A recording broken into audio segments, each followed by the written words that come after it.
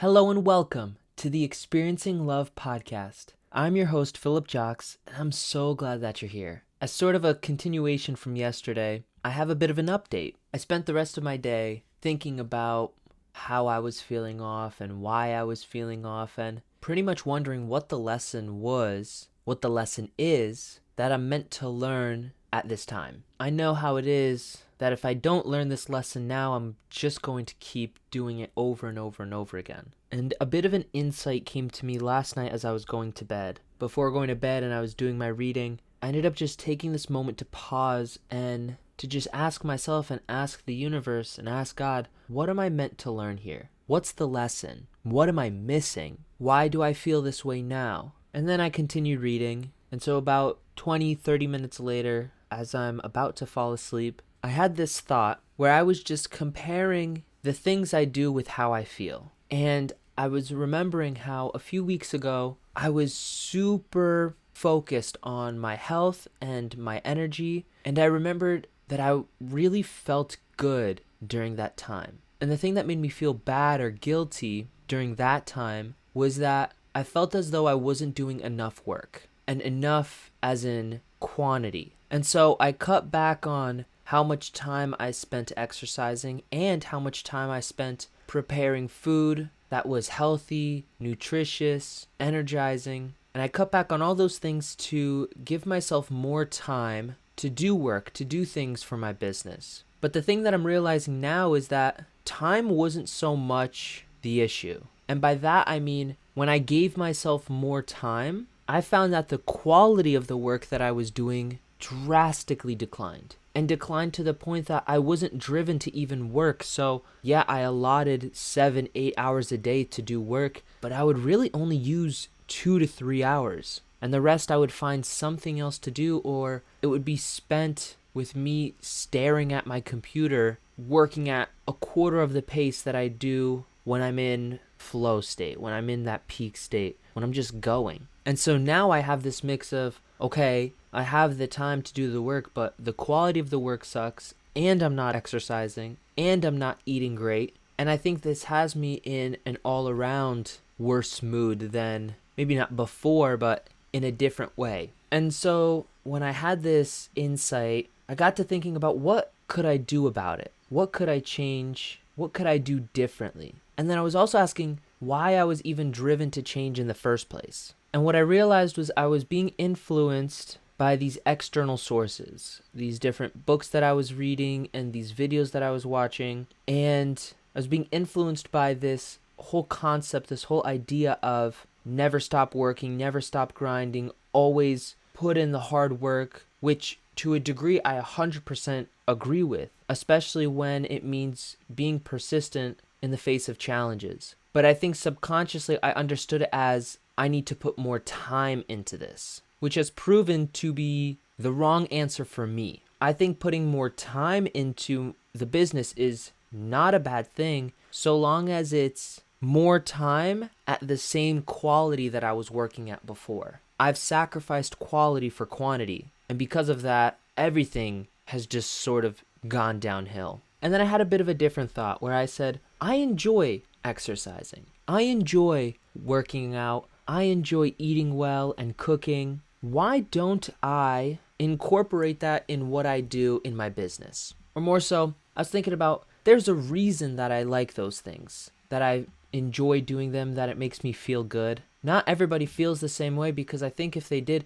every single person in the world would be drawn to exercising and eating healthy. Or maybe not just eating healthy, but cooking. Some people love to eat out. Some people love to really just focus on exercising, and their meals may be more bland because for them, it's not about the cooking, it's about the gains, the muscle building, the body building. Some people aren't even that crazy into the gym, but they love the art of cooking. They love making a dish both look beautiful and taste amazing. They love the process. Both people love the process. And I'm somewhere in between those two, where my dishes don't have to look the most beautiful. I'd enjoy for them to taste delicious. And I'm not looking to become a huge, bulky bodybuilder, but I do enjoy how exercising makes me feel. So that's important to me. I perform better in the other areas of my life when I'm taking care of myself. I'm kinder to all the people around me. I was about to just say friends and family, but no, I'm kinder to strangers. I'm kinder to myself. The quality of the work that I do, even if it's less hours, it's incredibly high. When I was recording these episodes during that time, it's like I couldn't even turn my brain off, turn my heart off. It was just go, go, go. So I'm realizing now, as well as last night, that there is a way to blend these worlds together. I've also had this concept in my mind that Tony Robbins always talks about, that he calls net time, no extra time. Actually, now that I think about it, why is it net time if the T already stands for T? Anyways, doesn't matter. The concept, no extra time, means doing something while you're doing something else. Multitasking, that whole idea. It's like listening to an audiobook while you're driving rather than music, so that you could spend that time learning. And so I'm thinking, instead of just exercising, what if I use that time for content creation? I've always seen people recording themselves at the gym or recording videos while they're running. I've always enjoyed those videos where someone's sprinting and they could barely breathe, but they're just talking for a quick 1-minute video. And I started thinking, I was like, I could do things like that. And not in the way of trying to be like them or trying to be new, but in the way of, this is what works for me. And that's something big I'm learning right now, which is I can model someone else's path for success. And at the same time, that doesn't mean I have to do exactly what they do. Because for someone to become successful, and I don't just mean financially, or I don't just mean in business, but a well-rounded success, to some level, they have to be aligned with who they are. They have to be doing the things that they truly know work for them. Because you look at some of these ultra-wealthy people now and wonder how they could just keep producing the same thing over and over and over again. And by same thing, I mean same levels of success and creativity and all that. And let's be so real, they've spent years learning what works for them. Maybe they're the type of person that they have to spend a week disconnected from the internet a year. They go on a trip, leave all phones behind, and they decide that that's the time where they get to explore their creativity. I think Bill Gates does that. Someone does that. Someone famous. I heard it from somewhere. I didn't make that up. And I think about all the people who are fitness influencers, and who knows, maybe some of them are doing it for fame, but I believe many of them got into it because they realized that that's what works for them. They like to work out. They like the grind. They like to build muscle and to be big and what that means for them. So I'm over here asking, why am I fighting myself? Why am I going against who I am to try to be someone else, to try to be someone I'm not? If I enjoy cooking, and if I enjoy cleaning, and if I enjoy exercising, rather than cut those things down, which ultimately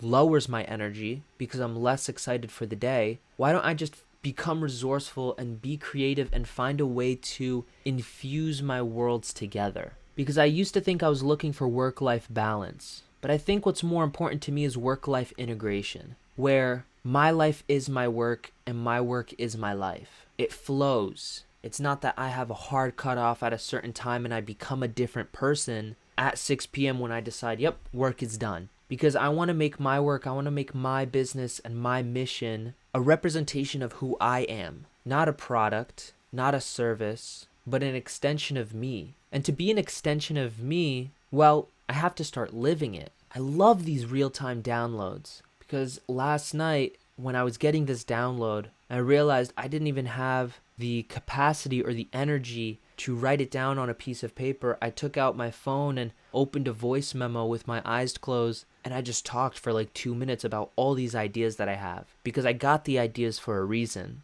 Do what works best for you, regardless of if it's a little bit slower than what other people do. Eventually, you'll get in such a rhythm and you'll go at such a pace that it'll compound and it'll grow. And you'll start going at speeds that everybody's just baffled at. I think that's what I was missing, that yes, I may have been going a little bit slow now, but it was also keeping me consistent and it was creating that compounding effect where the longer I do it, the more I produce, the more I create. So it only seems slow now. Oy, that means I gotta go back into my calendar and change some things up again because I need to prioritize my health and energy again, truly. And rather than sacrifice my health and energy for my business, integrate them together. Plus, it'll give me something to actually post on social media. There's no video to these podcasts yet, and people are very visual these days, and they need something to capture their attention.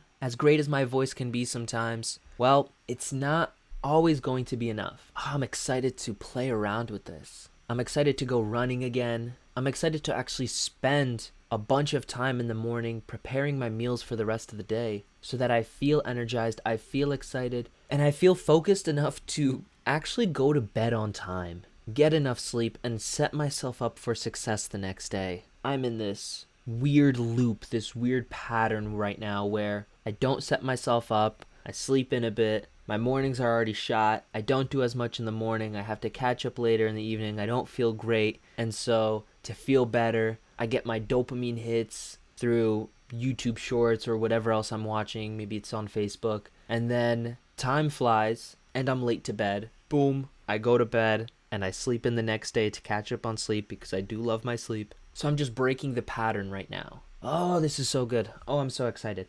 Okay, well, I'm gonna go start doing that. And while I do that, I hope you have a wonderful rest of your day. Maybe you start to ask yourself the question, in what ways can I work with myself and not against myself? Ask yourself, in what way can I merge the different areas of my life together? What do I enjoy doing that I sacrifice to do what I have to do? You know what I mean? What's a want that you get to create into a get to? And what's a need you get to create into a get to? I don't know. Those are just a couple thoughts, a couple questions to throw out there. Whatever you answer, you answer. And whatever you don't, you can leave it for the next person. Remember to always fill up with the love, and I look forward to seeing you in the next one.